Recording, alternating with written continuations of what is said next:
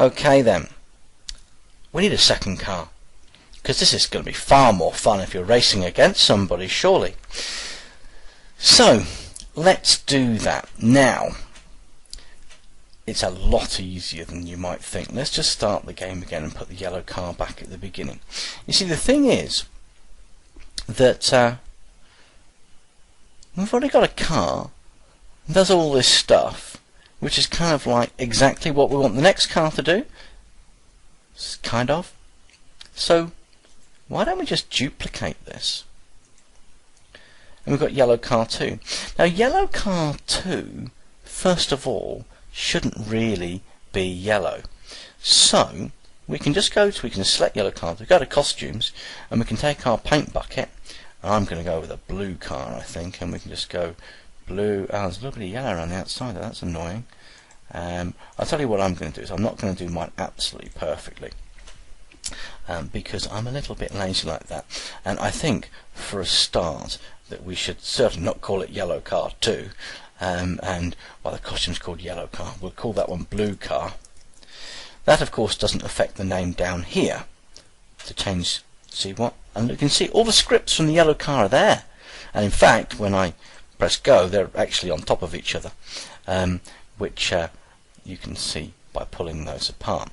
But I certainly don't want this one called yellow car. We're going to call it blue car.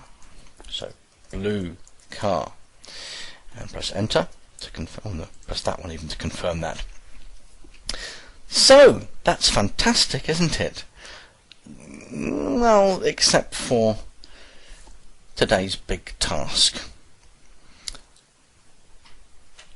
When I press go, they're on top of each other. Quite clearly, I need to change the start positions of one of those cars. And the problem I have is that on the blue car, and I am on the blue car, I'm talking about a yellow car lap and a yellow mark count. But that's for the yellow car. What you're going to need to do is the following. You need to create 2 more variables, one called blue car lap and one called blue mark count.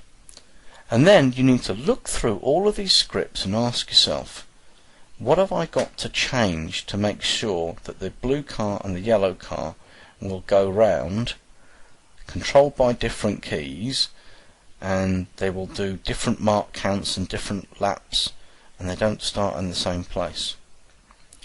So, I've showed you how to copy it.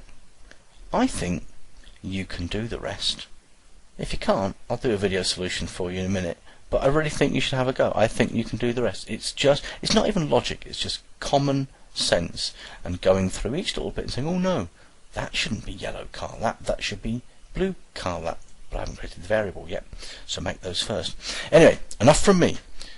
Go see if you can get your blue car and yellow car working independently.